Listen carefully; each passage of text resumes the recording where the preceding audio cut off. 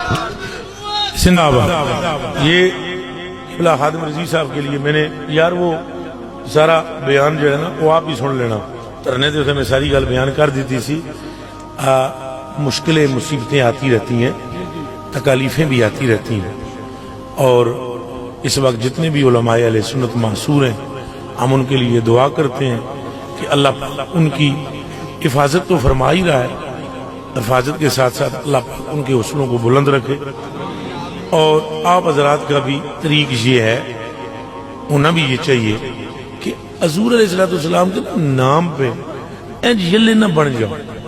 ہوں اتنے میں کوئی اختلافی گل کی اچا بولو کوئی کی حضور کا نام لینے کی بھی پابندی تو نہیں نا یار، یہ تو کوئی گل نہیں۔ اگر مثلا ہوں میں نعرہ رسالہ لا تساں چپ ہو یار لبیک یا رسول، یہ سیاسی نعرہ نہیں ہے۔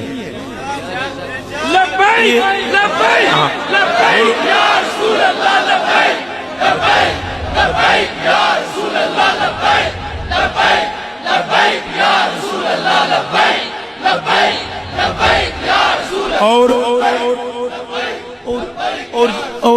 اور یہ نعرہ بابا جی خادم رضوی صاحب کا نہیں ہے، نہ ہی ایس کمینے دا ہے، نہ ہی یہ ڈاکٹر صاحب کی ولادہ ہے، نہ ہی کسی اور عالم نے متعارف کرایا ہے۔ کملے ہو یہ تو مدینہ شریف لگیا ہے۔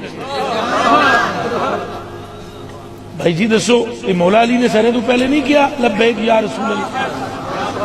کہ حضرت علی رضی اللہ تعالیٰ عنہ دی عمر مبارک 9 سال، حضور نے فرمایا میں نے اللہ نے رسول بنایا، تواڈے وچ کون ہے میری تائید کرے؟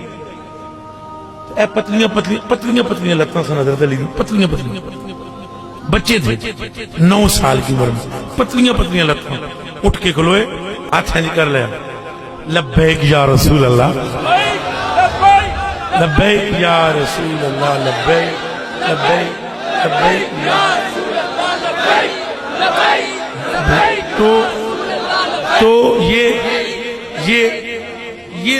ذہن میں رکھیں، یہ کوئی سیاسی نعرہ نہیں ہے۔ مطلب اب آپ گھبرا کر لبیک کا نعرہ ہی نہیں لگا رہے، وہ بھائی سیاسی نعرہ نہیں ہے، یہ ایمان کا اظہار ہے۔ یا رسول اللہ ہم حاضر ہیں، ہماری جان حاضر ہے، ہمارا مال حاضر ہے، ہماری آل اولاد حاضر ہے، اور جس کلمہ پڑھنے والے کا یہ جذبہ نہ ہو اس کا ایمان کامل کے ہے ہی نہیں۔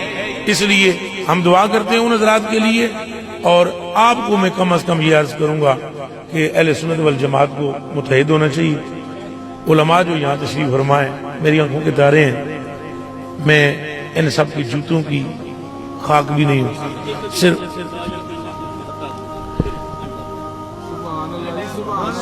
حضور علیہ السلام نے ارشاد فرمایا ہے تم میں سے اس وقت اس سے بھی اوپر والی نہ سنا دو۔ مثلا ایت حضور نے اپنے واسطے فرمایا کہ لا یؤمن احدکم حتی اکون احب الی من نفسی ووالدہ والناس اجمعین۔ یہ حدیث بخاری دی صفحہ نمبر 9 جڑی تساں دسی ہے، ابو ہریرہ رضی اللہ تعالیٰ عنہ دے راوی، اس تو اتے دی سنو۔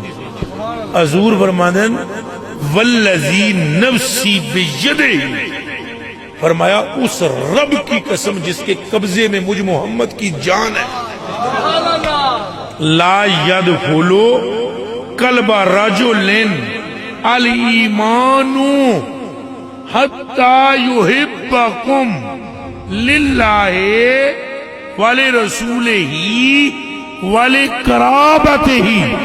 فرمایا اس رب کی قسم جس کے قبضے میں مجھ محمد کی جان ہے، جب تک میرے قرابت داروں سے محبت نہ ہو ایمان تب بھی نہیں آ سکتا۔